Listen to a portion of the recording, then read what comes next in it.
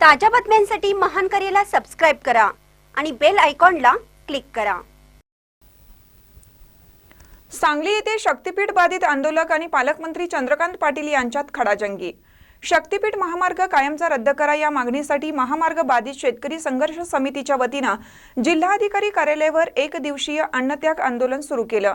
यावेळी पालकमंत्री आणि उच्च तंत्र शिक्षण मंत्री चंद्रकांत पाटील हे जिल्हाधिकारी कार्यालयात आले असता त्यांना शेतकरी निवेदन द्यायला गेले होते।